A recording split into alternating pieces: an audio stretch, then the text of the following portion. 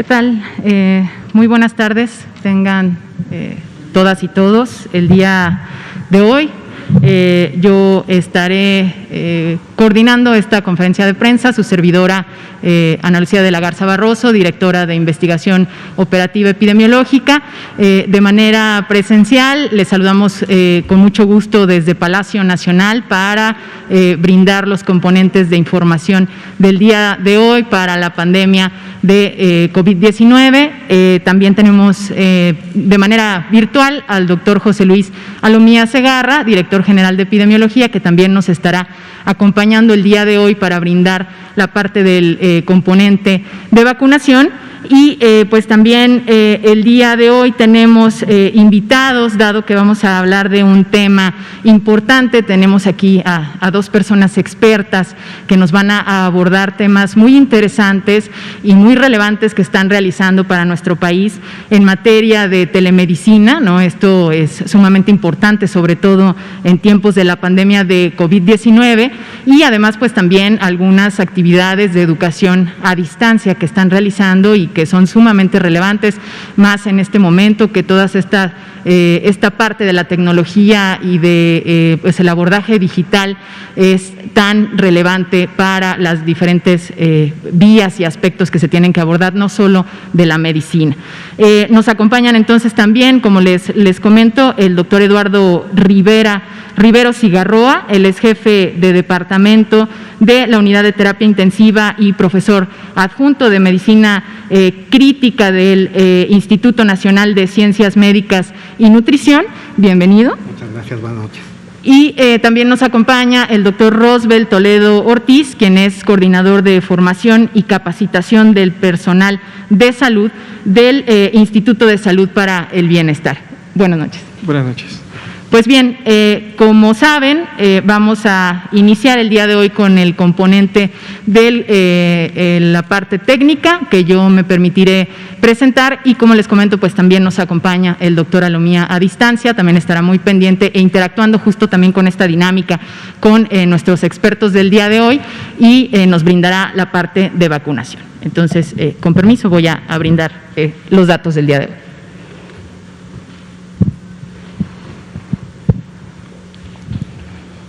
Muchas gracias. Pues bien, como saben, nosotros brindamos día con día la información como parte de esta conferencia de prensa para mantenerles informados e informadas en casa y en todos los sitios en los que nos están visualizando. Esperamos que el día de hoy pues también estén atentos a esta información tan relevante que, como saben, pues presentamos en el marco de lo que está ocurriendo en nuestro país.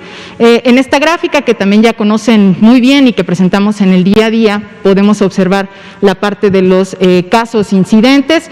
También se encuentran los casos activos estimados y visualizamos a las personas recuperadas. Estamos visualizando en este momento que continuamos, ¿no?, con una tendencia al descenso. En este sentido, hasta la semana epidemiológica 17 se presenta una disminución del 13%, ya esto es una semana aparentemente más consecutiva que tenemos con esta disminución. Recordemos que mañana cierra la semana epidemiológica y correspondiente al registro de estos datos, y seguramente pues esperamos mantener esta tendencia al descenso como lo estamos visualizando en este momento. Respecto a los casos estimados, a los que corresponde precisamente esta línea azul, esta gráfica, son ya 2.564.604 los casos estimados en nuestro país que se tienen y que contempla esta gráfica en color azul. Y al respecto de los casos activos, ¿no?, que digamos representan a las personas que tendrían la epidemia como tal con algún síntoma en particular en los últimos 14 días en el periodo que aborda la gráfica, tenemos que esto es menos del 1%, ¿no?, de esta cantidad, que corresponden al 19.239 casos activos estimados. También visualizamos que ya llegamos a 1.897.587 personas recuperadas que se han recuperado de COVID-19, y lamentablemente pues continuamos registrando 220.159 defunciones que se han presentado en nuestro país y que pues es muy lamentable esta situación.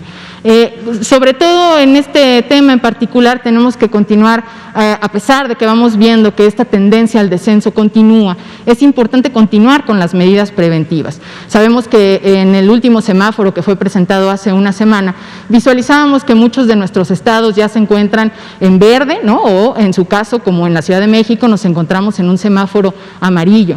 Y es importante resaltar que no, por ende, hay que dejar de utilizar las medidas que conocemos. La sana distancia es fundamental para continuar con este comportamiento al descenso y también justamente lo son el lavado de manos y el uso correcto del cubrebocas. También la etiqueta respiratoria, ¿no? Que conocen muy bien, cual estornudar o toser, cubrirse con la parte interna del codo, y estas medidas las tenemos que continuar practicando todas y todos, independientemente del semáforo que se encuentre en nuestro país, para poder continuar precisamente con esta tendencia al descenso. También más adelante hablarán ya de manera más específica sobre los esquemas de vacunación, ya 10.108.593 esquemas completos de vacunación contra COVID-19, ¿no? Al 13 de mayo, recordemos que con el corte de las 21 horas. Y respecto a la situación de hospitalización, a las camas generales y las camas que tienen también la ocupación con un ventilador, vemos también una disminución de un punto porcentual, ¿no? Con respecto al día anterior, en este momento representado por un 10% de ocupación las camas generales, y también tenemos que no hubo cambio en este sentido con el respecto de la ocupación con camas con ventilador, se mantiene en un 14%. Visualizamos también, ¿no? en esta gráfica que tiene la línea de color café o dorado, el total de personas hospitalizadas, y vemos cómo también se ha mantenido un descenso constante en esta gráfica, asimismo también para la ocupación de camas generales y la ocupación ya distribuida también para la ocupación con camas con ventilador. Observamos una reducción de ocupación nacional del 84%, pero esto recordemos que es con respecto al máximo que se encontró en su momento en el total de personas hospitalizadas versus el día de hoy, y esta diferencia pues es del 84%.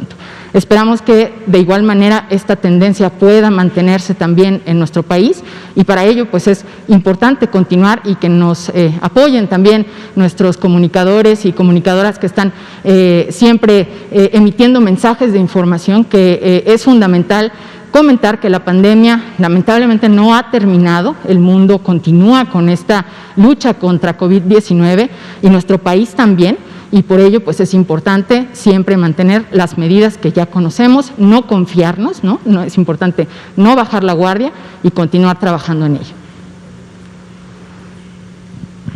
Y bien, entonces daré paso yo al informe del doctor Alomía, que nos brindará la parte de la Estrategia Nacional de Vacunación. Con permiso. Doctor Alomía.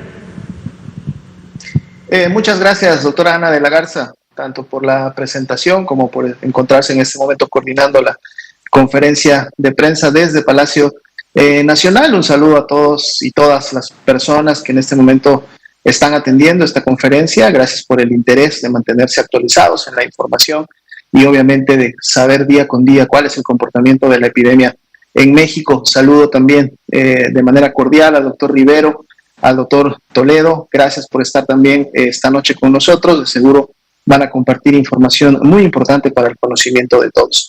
Y bueno, en este punto, entonces, entrar de lleno a la actualización del avance de la Estrategia Nacional de Vacunación. Esta estrategia que obviamente tiene como principal objetivo, a través de la aplicación de la vacuna contra el virus SARS-CoV-2, pues prevenir la ocurrencia de la enfermedad COVID-19 y obviamente las consecuencias que en algunos casos suele ser grave también, que produce esta enfermedad. El día de ayer nos reportan al cierre del 13 de mayo, es decir, jueves 13 de mayo, la aplicación de 451.764 dosis en todo el territorio nacional. Recordemos que la estrategia Correcaminos, que es la que se encarga de poder disponer y poner a disponibilidad en cada uno de los municipios del país la vacuna, pues opera en todo el territorio, en coordinación con las autoridades sanitarias en cada uno de los estados y a través de una coordinación centralizada con la federación. La suma de esfuerzos de diferentes dependencias y de diferentes organismos estatales pues hace posible que la vacuna llegue día con día a donde se requiere y al grupo de personas que en su momento lo requieren. Y en la medida que continúen arribando los embarques de dosis al país, como han estado sucediendo día con día, al final veremos el calendario de cómo nos fue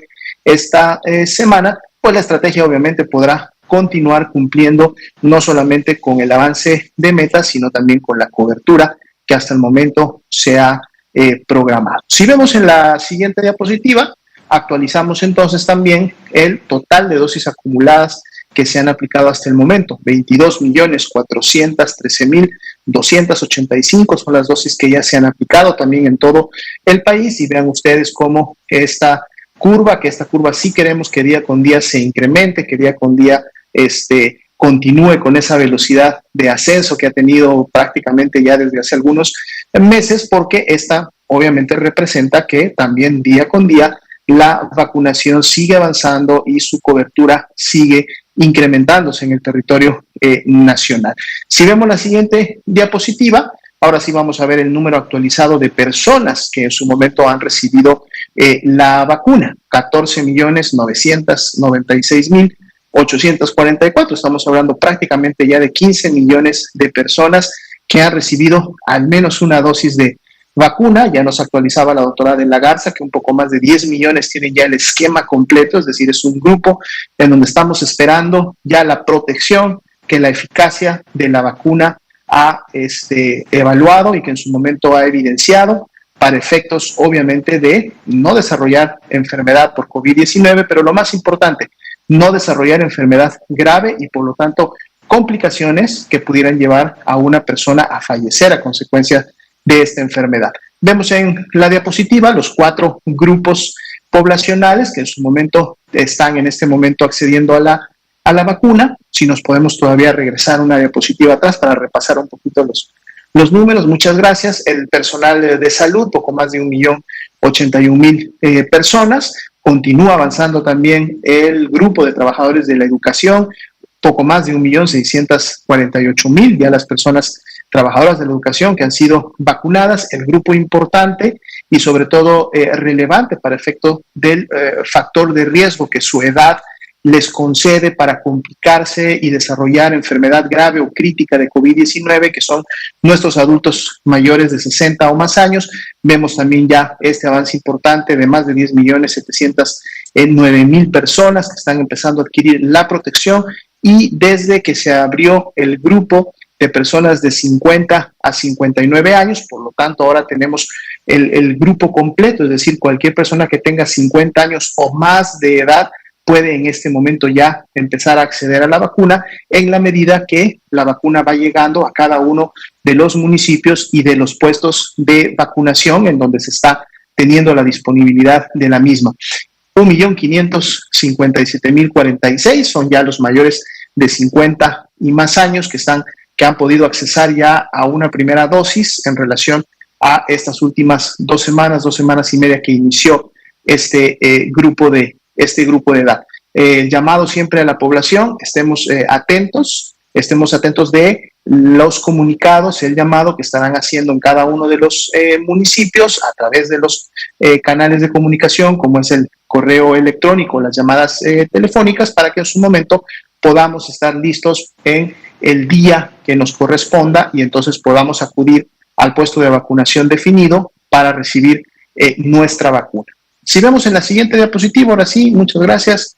El día de hoy vemos que se liberaron 2.700 dosis de la vacuna Convidecia. Este es el nombre de la vacuna que produce CanSino, una de las 2 vacunas que sabemos se llega al país de manera en graneles y se envasa en México, territorio mexicano, y obviamente se libera a través de las diferentes validaciones que tanto el proveedor, en este caso el productor, la farmacéutica de la vacuna, realiza, pero también la Comisión Federal de Protección contra Riesgos Sanitarios, quien es obviamente la que da la validación final para que esta vacuna pueda ser liberada y por lo tanto distribuida para su aplicación en todo el territorio nacional. Y esto estaba programado para efectos de esta semana y por lo tanto, pues bueno, está ocurriendo justo el día de hoy, lo cual se suma a las dotaciones y embarques de vacuna disponibles para que la estrategia nacional pueda seguir realizando y cumpliendo sus objetivos. Si vemos en la siguiente diapositiva, actualizamos entonces también, en base a esta liberación de vacuna, el total de dosis que hasta el momento han sido recibidas o liberadas en el territorio nacional. Vean ustedes, 29.128.275 dosis en estas 5, digamos, presentaciones, marcas, tipos de vacuna que México está utilizando y que le han permitido, obviamente, afinar y cumplir con una logística en función de poder tener la vacuna siempre disponible en todo el territorio nacional, recordando que hay áreas que son de mayor o difícil acceso y que eso pues obviamente genera un reto para los mecanismos de distribución, pero cuando contamos entonces con vacunas que, por ejemplo, no requieren congelación, no requieren ultracongelación, que además pueden ser solamente de una dosis para lograr la eficacia protectora, entonces esto apoya para que la logística pueda ser la mejor para cada uno de los municipios en el país. Y finalmente, si pasamos a la siguiente diapositiva, pues vamos a ver cómo nos fue en la semana. Si recuerdan, esta diapositiva abrió la semana con la expectativa de lo programado y pues prácticamente el día de hoy, con estas 202.700 dosis de CanSino, estamos cerrando la proveeduría de esta semana, pero además con todas las dosis programadas recibidas. Entonces, esta semana 2.034.590, que eran las dosis programadas, y obviamente esto va a continuar actualizándose en siguientes semanas para efecto de lo programado. Y ahora sí, ya finalmente en la última diapositiva, recordarles que si ustedes tienen alguna duda en relación a la vacunación, hay un número que está en este momento activo, lo tienen ustedes en pantalla, 55 36 84 03 70, en donde pueden ustedes comunicarse y resolver dudas que pudieran tener en relación a la Estrategia Nacional de Vacunación, a cada una de las 5 vacunas que en México se tienen disponibles o alguna otra pregunta relacionada a este procedimiento. Igualmente, si usted tiene acceso a la Internet, puede consultar la página de vacunacovid.gov.mx y ahí podrá encontrar información interactiva, información clara, sencilla, a través de la cual también usted podrá informarse sobre la vacuna, cómo en su momento esta genera la eficacia, por ejemplo, cuáles son vacunas de 2 dosis, cuál es la única vacuna de 1 dosis, cuando son de 2 dosis, cuál es la temporalidad del tiempo que se necesita entre la primera y la segunda, para que usted pueda tener obviamente la tranquilidad de que está todavía en proceso de programación su segunda dosis, e información también relacionada a todo lo que tiene que ver con la actividad específica de la colocación de la vacuna. Entonces, mucha información disponible que usted puede consultar y en su momento entonces salir de dudas o estar tranquilo en relación a lo que está recibiendo. Entonces, hasta este punto, esta sería la actualización de la Estrategia Nacional de Vacunación. Volvemos con la doctora Ana de la Garza para continuar con el programa de hoy. Muchas gracias, doctora Lomía, por la actualización de los datos de vacunación. Como les comentaba, pues el día de hoy vamos a revisar algunos temas con nuestros expertos y vamos a entablar pues una charla precisamente al respecto de telemedicina y un poco que nos cuenten sobre la educación a distancia. Y pues para no quitar más tiempo a nuestros invitados, le agradecería al doctor Eduardo Rivero Cigarroa, quien repito es jefe de departamento de la Unidad de Terapia Intensiva y profesor adjunto de Medicina Crítica de Nutrición, que nos pueda brindar la presentación que nos preparó para el día de hoy. Doctor, muchas gracias. Doctora Lagarza, doctor Toledo, doctora Lomía, muchas gracias, buenas noches por permitirnos estar con ustedes el día de hoy compartiendo alguna serie de conceptos que tenemos sobre lo que es telemedicina y cómo es que nosotros participamos en este proceso tan importante que es mantener la comunicación con la parte de nuestra población a la que nosotros queremos beneficiar y asimismo cómo interactuamos con el resto de las diferentes instancias de salud a nivel estatal, municipal, de forma tal que podamos extender el rango de atención de cada uno de nuestros pacientes. Como ustedes lo ven en la diapositiva, y que esto es una iniciativa en donde, como se ve en la imagen, tenemos una gran participación de diferentes actores que nos han ayudado a facilitar todos los procesos. En este caso, como ustedes lo ven, se creó una plataforma que es COVIDuti en conjunto con el INSABI, que esto el doctor Toledo más adelante nos platicará más a profundidad, y en donde esto implica parte de lo que es la telemedicina.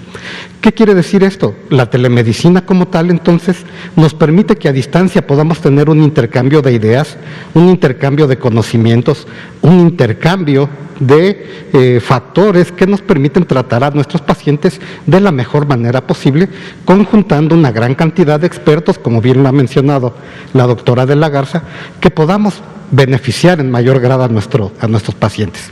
En este caso, en la plataforma, nada más como una mención extra a lo que nos dirá el doctor Toledo, participó la Universidad de Toronto, el Sistema de Salud de Toronto y el TEC de Monterrey, facilitando toda una serie de procesos que el doctor nos hará favor de presentar sobre lo que es los procesos educativos a distancia que podemos nosotros ocupar. De igual manera, en el caso de lo que es ya la participación de Secretaría de Salud, la coordinación de los Institutos Nacionales de Salud y el Instituto Nacional de Ciencias Médicas y Nutrición, cooperamos con el gobierno de la Secretaría de Salud local,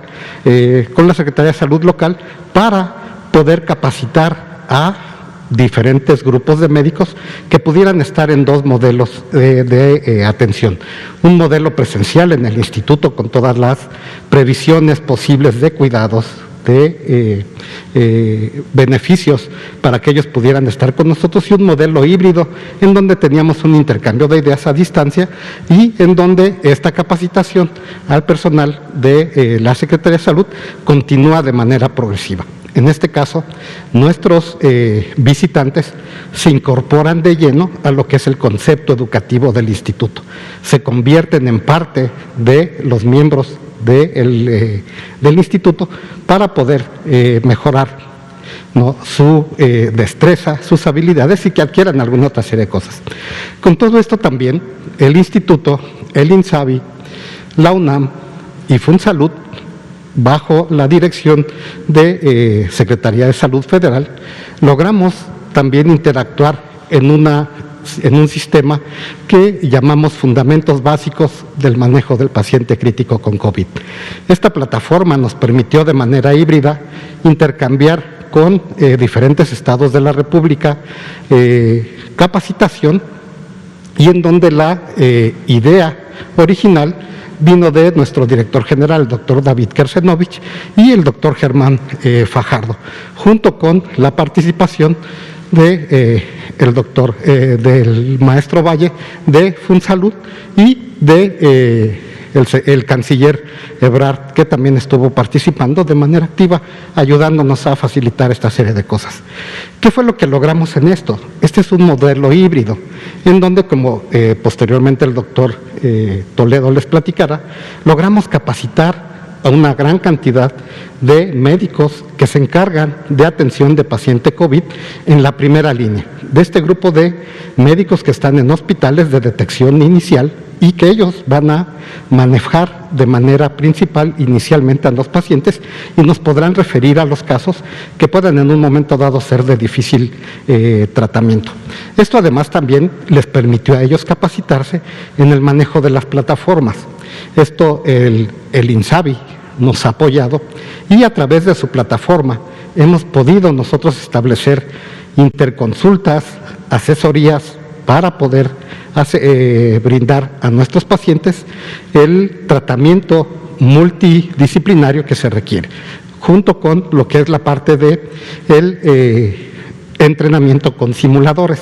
Este entrenamiento con simuladores, que como ustedes lo ven mencionado en la diapositiva, implica esta parte de el poder transmitir en una zona muy controlada con un simulador a tamaño real, con capacidad de poder expresar enfermedad, simular una enfermedad grave, en este caso una enfermedad por COVID-19, y en donde esto nos permitió que ellos pudieran entrenarse en el manejo del ventilador, en el manejo de las variables cardíacas que pueden tener este grupo de pacientes, establecer diagnósticos que pueden afectar su función hepática, la función de su riñón y cómo esto poderlo ir mejorando.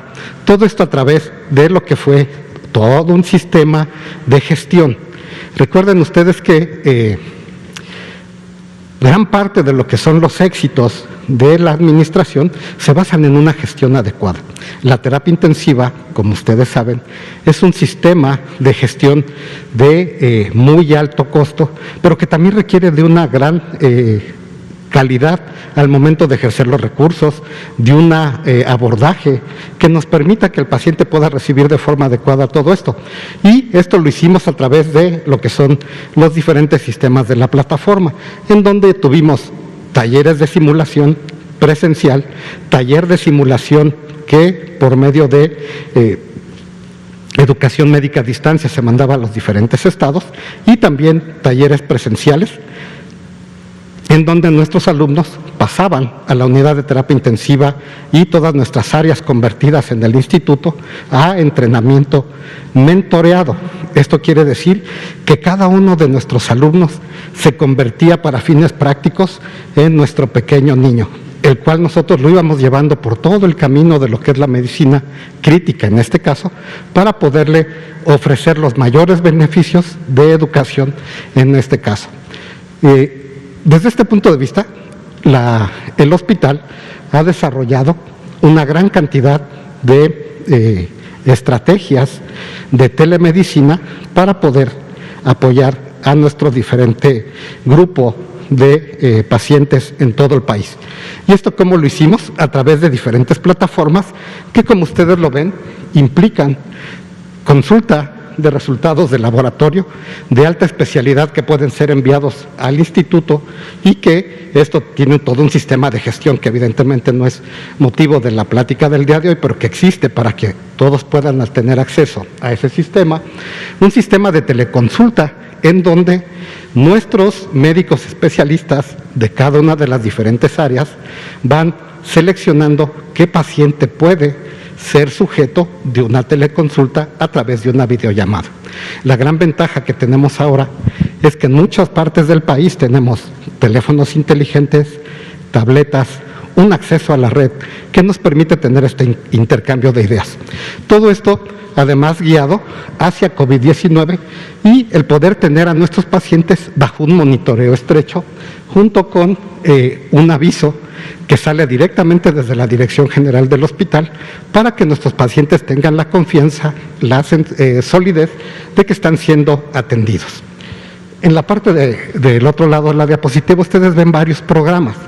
Un programa de apoyo familiar en el cual, desde el punto de vista de telemedicina estricto, parecería ser algo muy normal, muy sencillo, pero que implica toda una gestión importante, que es, por ejemplo, la videollamada a nuestros pacientes, aún a la terapia intensiva, la llamada de voz para que nuestros pacientes puedan oír la voz de su familiar más cercano, los mensajes de texto, los mensajes de voz, de forma tal que nuestro paciente pueda sentirse acompañado durante este evento de enfermedad tan grave. Y este es un programa que salió desde el grupo de enfermería, a quienes permítanme felicitar una vez más por estar en esta semana de fiesta por el Día Internacional de Enfermería. Por otro lado, el programa de seguimiento, en donde nuestros pacientes, al ser detectados en la consulta de urgencias, pasan a lo que es el programa de seguimiento, y esto nos permite poderlos continuar viendo, supervisando día con día, cada 24 horas los pacientes reciben una llamada para poder estar viendo esto, y lógicamente la rehabilitación. Esta rehabilitación dada a través de lo que es un sistema de rehabilitación por parte de nuestra especialista en rehabilitación física que tenemos en la terapia intensiva. La telemedicina como tal entonces implica una gran interacción entre todos nosotros.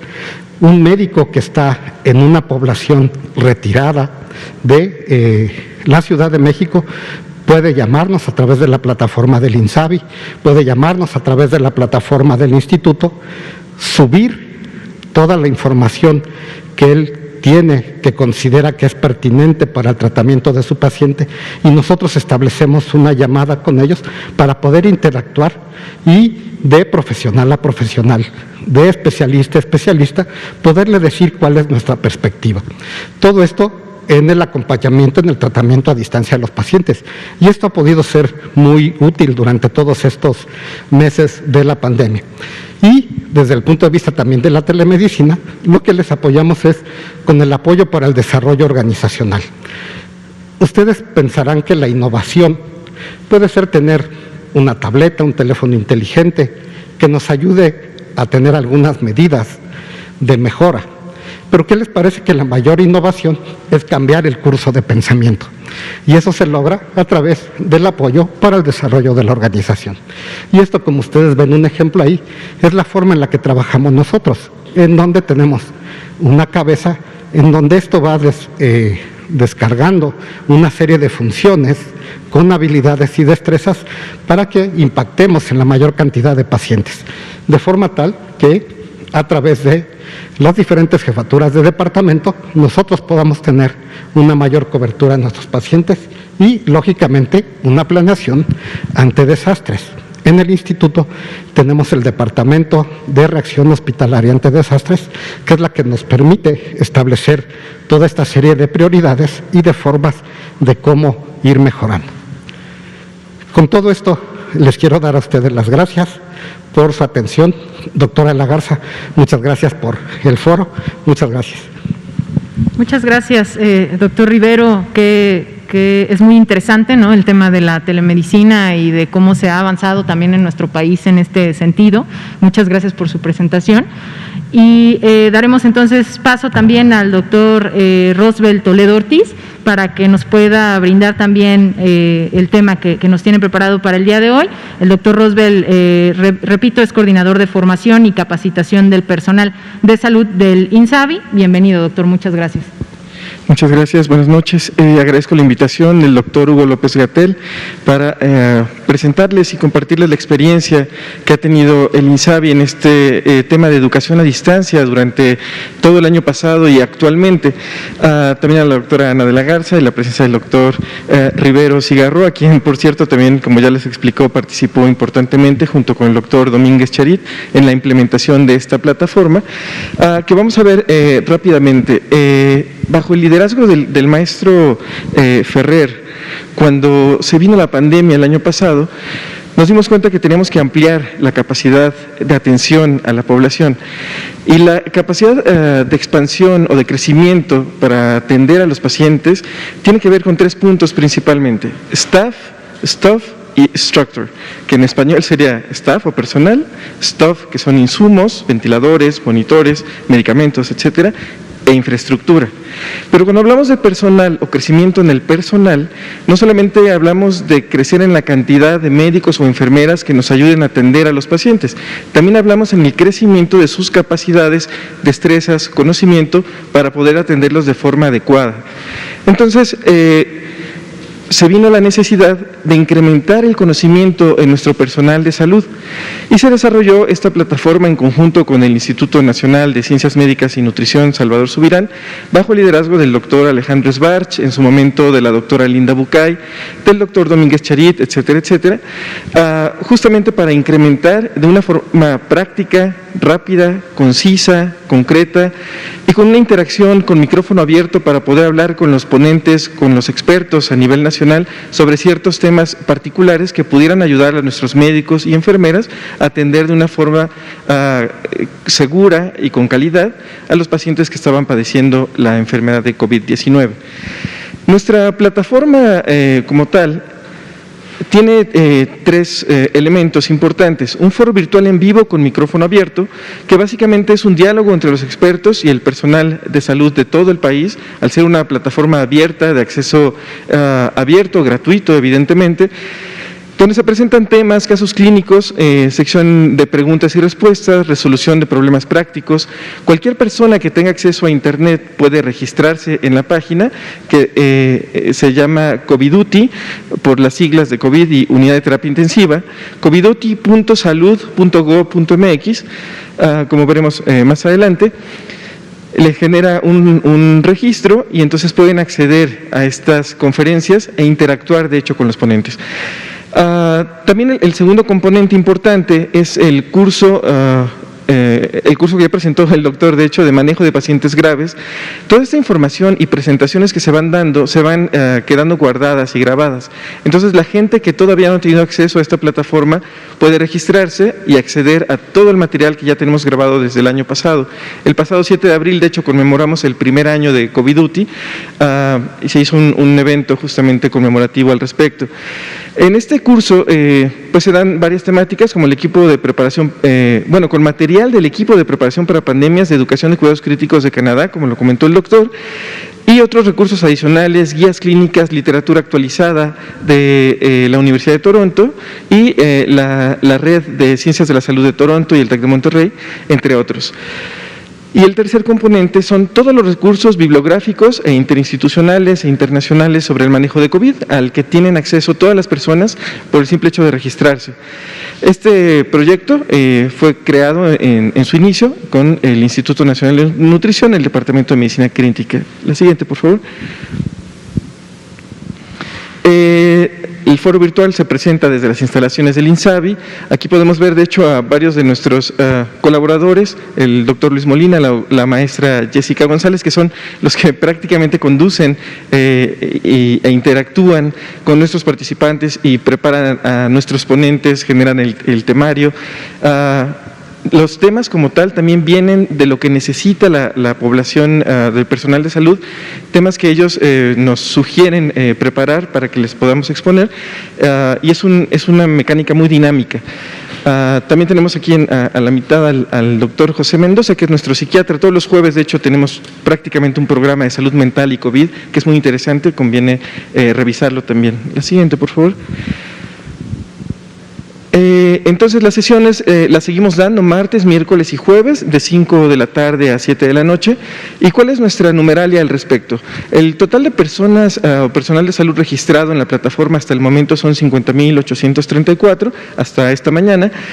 Hemos dado hasta 266 sesiones a micrófono abierto hasta el día de ayer y la capacidad de acceso al personal de forma simultánea es de hasta 500 personas, teniendo un total de accesos a las sesiones de hasta 133,000 hasta el momento. Como les digo, este es un entrenamiento abierto dirigido al personal de salud y para todo el país, para todos los estados. En el lugar más recóndito del país, donde haya al menos acceso a Internet, se puede acceder a este. Y esta es la página, coviduti.salud.gov.mx. La siguiente, por favor. Bien, la temática o las grandes áreas de conocimiento para el personal de salud que hemos dado. Si podemos darle clic al video, es un pequeño video. De hecho, él es el doctor Guillermo Domínguez Cherit, que impulsó mucho inicialmente el desarrollo de esta plataforma. Hemos dado temáticas desde salud mental, medicina interna, terapia intensiva, salud sexual y reproductiva, salud pública, también temas de enfermería, neumología, prevención de infecciones, imagenología, medicina nuclear, hasta geriatría. Y aquí vemos cómo propiamente, el doctor, que es un referente nacional de la medicina crítica, pues tiene interacción directa con cualquier personal de salud, médico, enfermera, en cualquier parte del país, resolviendo las dudas prácticas que puedan tener. La siguiente, por favor. El tercer componente, entonces, es todo este repertorio bibliográfico importante, actualizado, institucional, intersectorial e internacional, donde los médicos y enfermeras pueden acceder y revisar ciertas temáticas, como también material audiovisual o videos. Para los que no les gusta mucho leer, pueden ver el video. También tarjetas de consulta rápida, manejo de equipo de protección personal. Tenemos una liga de acceso, de hecho, con la Coordinación de Educación en Salud del IMSS, que también tiene una plataforma educativa muy completa, a cargo de la doctora Carolina Ortega, también bajo el liderazgo del maestro Zoe Robledo. Esto se desarrolló de forma simultánea también por todo el sector. Queríamos generar como tal mucho material para que nuestro personal de salud estuviera bien capacitado por las razones que ya comentamos. La siguiente, por favor. Y agradecer a la gran cantidad de ponentes de diversas instituciones, universidades, Academia Nacional de Medicina, la Universidad Nacional Autónoma de México, del IMSS, del ISSSTE, de Pemex, de Sedena, de todo el sector prácticamente, también del sector privado, del TEC de Monterrey, etcétera, etcétera, que han participado y que han dado su tiempo, su experiencia y su conocimiento a todo nuestro personal de salud de cualquier parte del país.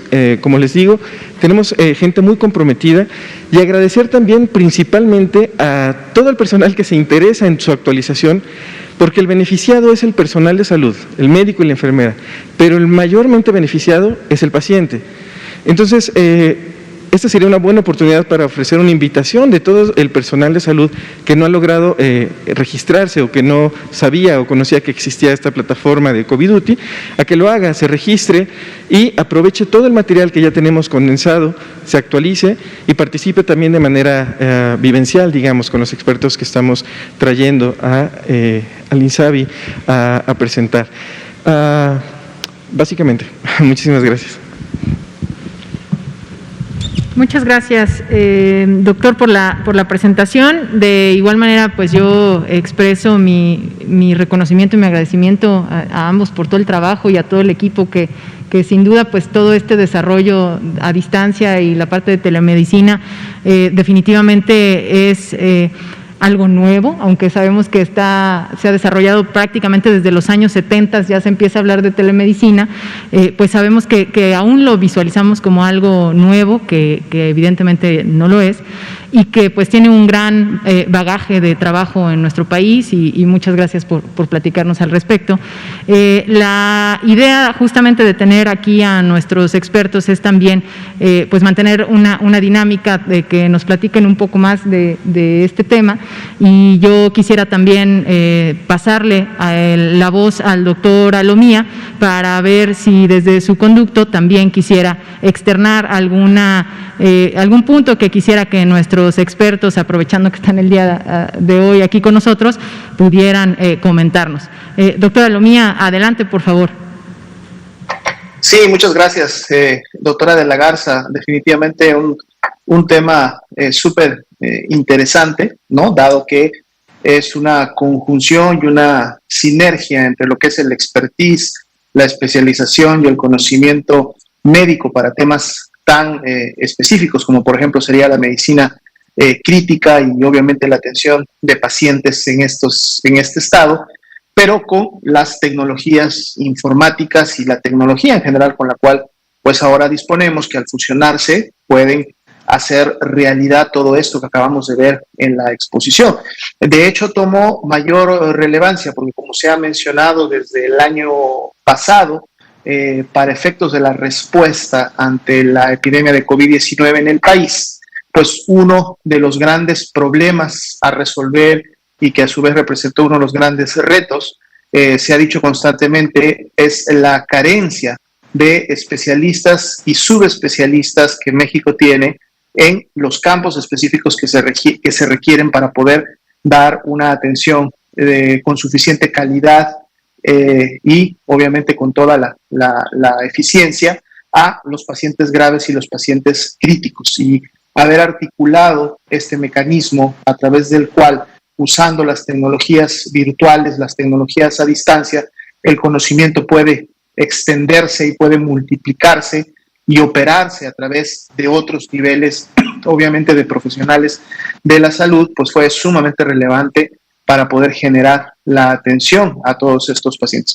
A lo mejor mi pregunta específica o si pudieran nuestros invitados comentar al respecto es, dado, digamos, pues la evidencia que se tiene del funcionamiento y de lo que esto representó para efectos de la atención a la pandemia, si se está ya considerando que esto va a poder replicarse para otro tipo de intervenciones, otro tipo de atenciones y de enfermedades, y si inclusive esto podría llevar a requerir, obviamente, la adquisición y la inversión de todos aquellos instrumentos tecnológicos que pudieran ser ya de uso diario en las unidades médicas y que obviamente favorecerían a la implementación de este tipo de acciones. Pero justo si esto, bajo la experiencia, entonces puede ya convertirse en una nueva modalidad de capacitación continua, en una nueva modalidad de poder tener esta telementoría y esta presencia del personal especializado en las unidades del país. ¿Qué es lo que puede venir más allá del COVID-19? Gracias. Adelante. Sí, en cuanto a educación a distancia, evidentemente todos lo vimos que la pandemia lo que nos dejó es mucho las clases en línea, incluso el trabajo desde casa, y obviamente hay que aprovecharlo para la parte educativa. Definitivamente este tipo de plataformas educativas a distancia tienen que crecer, y también tenemos que lograr generar interés en el personal de salud, médicos y enfermeras, en querer entrar, en mantenerse actualizados, en incrementar el conocimiento y de alguna manera también evaluar que lo que se les está dando lo están aprendiendo. Hay que hacer evaluaciones de cómo estaba el conocimiento inicial y después de la capacitación, cómo quedaron después, si realmente lo aprendieron, e ir más allá, ver si realmente lo aplicaron y ver los resultados en salud que tuvo la intervención educativa en este caso.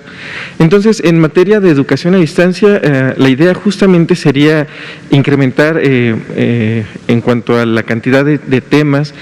La pandemia continúa y vamos a seguir abordando estos temas, evidentemente, pero también vamos a tener que tomar otros temas que también afectan la salud poblacional, como las enfermedades crónicas, la diabetes, la hipertensión, etcétera, etcétera.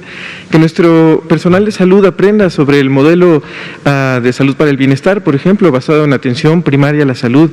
Eso es lo que sigue, que desde la formación de pregrado y posgrado, nuestro personal médico conozca que es importante controlar a un panel específico poblacional y darle seguimiento para que no se enferme o para que si enferma se recupere lo antes posible e incrementar su nivel de salud. Todo esto puede hacerse a través efectivamente de la educación a distancia. Y en relación a la telemedicina, pues básicamente lo mismo.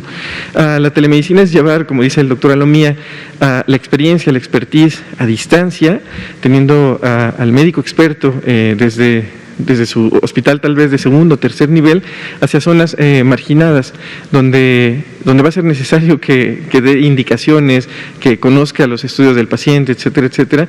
No sé, doctor, si tenga usted algún otro comentario al respecto. Claro. De hecho, le voy a decir que esto para la parte de medicina crítica es relativamente sencillo. ¿Y esto por qué? Porque tecnológicamente utilizamos una alta tecnología. Y esto lo que nos da como consecuencia es que estos monitores que cada uno vemos en las diferentes unidades de terapia intensiva, a través de su cable de internet, de comunicación a la red interna del hospital, nosotros podemos intervenir a través de la red, con el permiso evidentemente de toda la gestión que esto implica, y poder ver el monitor directo del paciente. En el caso, por ejemplo, del instituto, yo puedo ver en mi tableta todas las camas de terapia intensiva con mis monitores de forma simultánea y poder ayudar a mi equipo en caso de que tengan alguna duda, que crean que puedo yo ser útil, evidentemente con el expertise de cada uno de nosotros. Ustedes habrán visto a lo mejor un abordaje inicial en otras áreas como es salud mental, apoyo psicológico, que hizo por ejemplo la gente del ISSSTE, en donde tenían a su robotita que entraba por los diferentes pasillos del hospital a darle apoyo psicológico al grupo médico, al grupo de enfermería que estaba tratando pacientes, y que esto nos ayudó a mantener esa salud mental.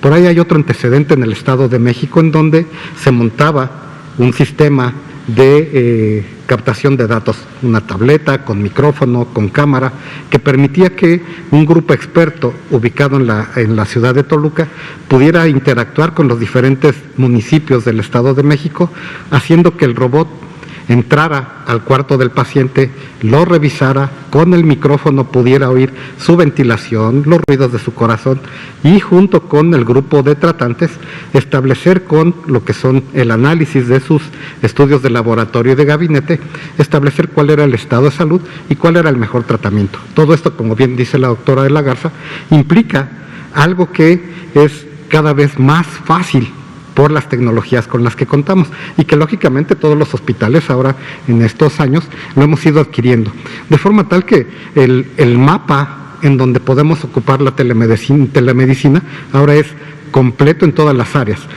¿Cuál es una de las cosas que sí nosotros le recomendamos? Tiene que ser con un grupo de expertos que puedan estar muy al pendiente del paciente, que puedan interactuar con el grupo tratante en los diferentes hospitales y que esto nos lleve al mejor beneficio de nuestros pacientes. Muchas gracias.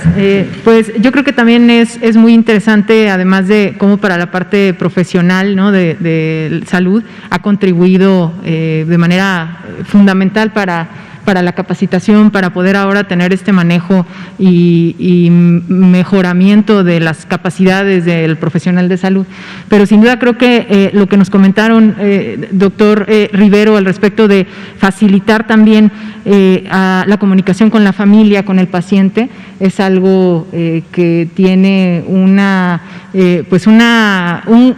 gran importancia viviendo un momento tan crítico como lo estamos haciendo en este momento. No sé si nos quiera platicar. Aquí es algo que me da mucho orgullo poderlo platicar y muchos hospitales lo están haciendo, pero el esfuerzo que hace enfermería por estar al pie de la cama con el paciente en la atención no únicamente implica el cuidado del paciente. Ellas son muy conscientes y muy avesadas en el tratamiento de nuestros pacientes.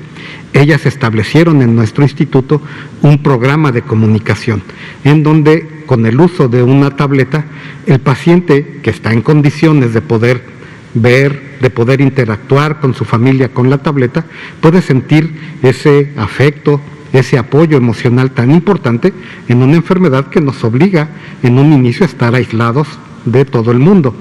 Y esto lo que es muy importante es que además también le da a la familia el confort emocional de que su paciente está en las mejores condiciones, de la mejor forma tratado.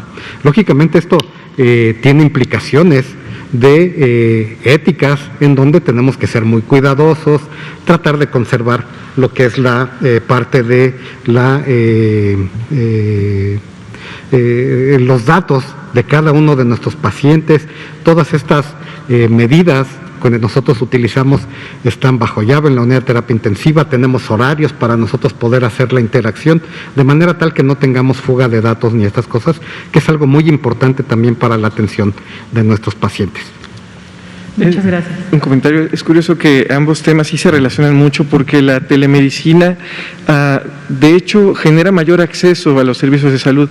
Hay personas que necesitan alguna valoración por algún especialista y ese está muy lejos y gracias a la telemedicina, de hecho, se puede acercar de manera virtual ese experto. Poco a poco las instituciones tenemos que ir migrando, poco a poco y de forma paulatina, hacia estos modelos de valoración de pacientes a distancia, también seleccionar específicamente cuáles son las patologías o el momento de seguimiento que se puede aprovechar la tecnología. Y también esto ayuda, de hecho, a liberar espacios, tal vez de consulta externa, que ustedes recuerdan que normalmente pueden estar saturados los servicios. Con la telemedicina a lo mejor el paciente no tiene que ir, se libera un espacio para otro paciente que sí lo requiere y eso también incrementa el acceso a los servicios.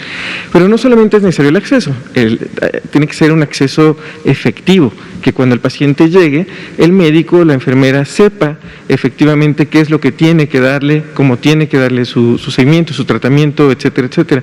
Entonces, se incrementa el acceso y se incrementa el acceso efectivo cuando capacitamos mejor también a nuestro personal de salud y ellos lo toman como responsabilidad mantenerse actualizados por el bien de los pacientes. Siendo la medicina, como dicen algunas consejas universales, la más humana de las ciencias, esto implica la interacción persona a persona. Y esto también implica esa responsabilidad. En el caso del instituto, como bien lo menciona el doctor Toledo, se ha ido capacitando al grupo de especialistas para que analicen los casos que afectan a nuestros pacientes, cuáles pueden ser sujetos de tener una consulta a través de telemedicina y cuáles pacientitos tienen que estar con nosotros de manera física para que puedan ser sujetos a todo lo que es una revisión profesional de su enfermedad.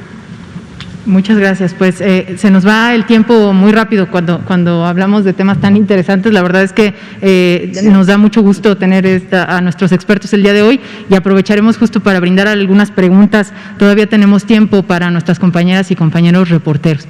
Si les parece, voy a dar la palabra aquí a nuestra compañera Liliana y después de este lado pasaremos a alguna otra.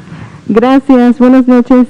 Liliana Noble de Pulso Saludable. Me gustaría preguntarle tanto al doctor Eduardo Rivero como al doctor Rosbel Toledo si este tipo de modelos de atención sería el inicio de una guía de prácticas clínicas a seguir que compartirían, de las ya existentes, que compartirían en el resto del país, y si este tipo de modelo de atención si tienen las mejores prácticas ya detectadas y estas también las compartirían al resto del país y si lo tienen pensado así, ¿cómo lo harían? Y si da oportunidad, una segunda pregunta para el doctor Alomía. Gracias. Gracias, por supuesto. Realmente, como platicábamos al inicio, esto es un modelo de gestión, en donde la gestión, la mejor forma de obtener el mayor éxito es teniendo un proceso muy claro, muy definido, y en donde las guías de práctica clínica juegan un papel fundamental, en donde estas nos van a marcar todo lo que es el sistema, cómo se conforma, cómo se ejecuta, cómo se miden los resultados y cómo se retroalimenta para que pueda tener el mejor desempeño. Esto requiere de las guías que se están trabajando. Estamos trabajando en el instituto y estamos viendo lo de la asesoría por parte de CENDETEC, que es quien nos ayuda con la parte de las guías para poder establecer un patrón de cómo desarrollar esta guía y que sea muy útil para todos. Creemos que es muy bueno, que es muy útil, pero requerimos también de tener un sistema. Tenemos que tener la guía de Secretaría de Salud que nos permita establecer bien el conducto por el cual hacerlo de forma segura y con todo esto interactuar para llevarlo al campo en donde el doctor Toledo es el experto, que es la educación, además a distancia, que eso implica también una serie de beneficios para el país. Muchas gracias. Sí, correcto. Efectivamente, hay que también formar a nuestro personal médico y de enfermería en temas de telemedicina como tal. Las guías de práctica clínica también pueden montarse en educación a distancia, los repasos, digamos, de estas guías o de protocolos de atención, efectivamente, y como decía, también capacitar a nuestro personal de salud en este nuevo modelo de atención en salud, que es el modelo de salud para el bienestar que se persigue, que queremos que todo el sector, de hecho, lo conozca, se integre, justamente para tener un mejor acceso efectivo, que ya lo decíamos, mejorar el nivel de salud de la población, darle continuidad a la atención a los pacientes, etcétera. Pero sí, en materia de telemedicina hay que hacer lineamientos específicos, ver qué patologías son las que son necesarias o ameritan. También las zonas geográficas, depende de varios factores y de las capacidades también de obtener el equipo por parte de las instituciones. Pero básicamente sería eso. Gracias. Y doctora Alomía, me comenta la gente del Instituto de Neurología y Neurocirugía que les aplicaron la primera dosis el 1 de abril, ya se cumplieron hoy 43 días. En este ínter hay personas que ya son de la década de los 50 y más. Me preguntan si es conveniente esperar que en el instituto les apliquen la segunda dosis o se pueden dar de alta en la plataforma para acceder a la segunda dosis, pero alguien me refiere que intentó hacer este procedimiento y no le pudieron aplicar la segunda dosis. Para ella sería ya en la biblioteca Vasconcelos, porque le comentaron que curiosamente las dos dosis de Pfizer son completamente diferentes, pero bueno, sabemos que no es así, pero ustedes los expertos, la doctora de la Garza, no sé si nos puede ayudar con este caso. Gracias. Gracias. Doctora Alomía. Sí, con mucho gusto. Yo creo que aquí es muy importante resaltar que obviamente, dado que se activan, en este momento tenemos 4 grupos poblacionales que están activos para efectos de la vacunación, puede suceder o pueden darse estas situaciones. La plataforma, obviamente, que registra a los profesionales, a los trabajadores de la salud, está en un modelo de operación, dado que fue la primera que se activó en diciembre del año pasado, y registra cierta información para efecto de los trabajadores de la salud, y tenemos también la plataforma que registra a las personas por edad, ¿no? Que en este caso está activo ya para los que tienen 50 años o más. Si ustedes ya realizaron un registro como trabajadores de la salud e inclusive bajo ese registro ya recibieron la primera dosis, entonces, dado que ya se recibió una primera dosis y de un tipo de vacuna, entonces lo más conveniente y adecuado es apegarse a el tiempo y en este caso la temporalidad para efectos de esa segunda dosis, y que además esta sea bajo, digamos, el esquema y el registro que ya realizaron. Si ustedes ya realizaron su registro como trabajadores de la salud, no necesitan volver a registrarse como personas de 50 años o más, porque ya el primer registro ya los identificó en el sistema. Si ya inclusive se les colocó la primera dosis, entonces el mismo sistema va a programar su segunda dosis y serán convocados prácticamente así como lo fueron para la primera dosis para la colocación de esta segunda. Más bien aquí la recomendación es mantenerse atentos para cuando llegue la convocatoria de esta segunda dosis y entonces puedan recibir el esquema completo, recordando que en el caso de los adultos de mayores o las personas de 50 años y más, pues dependiendo obviamente del momento en el que son activadas, pueden además recibir diferentes tipos de vacunas, por lo que la segunda dosis, recordemos, en este momento debe de ser del mismo tipo de vacuna de la primera, ¿no? Entonces eso también nos lleva a mantenernos en el esquema original y entonces esperar la convocatoria a la segunda dosis. Muchas gracias. Pues ya son las 20 horas con 2 minutos, se nos fue el tiempo muy rápido el día de hoy. Les agradecemos a nuestros ponentes y a todos nuestros compañeras y compañeras que estuvieron aquí, a todos los que nos visualizan desde las diversas plataformas y televisión, les agradecemos. Recuerden que la pandemia continúa, es importante no bajar la guardia y seguir con las medidas preventivas que todas y todos conocemos. Muchas gracias y que tengan muy buenas noches. Muchas gracias. Buenas noches.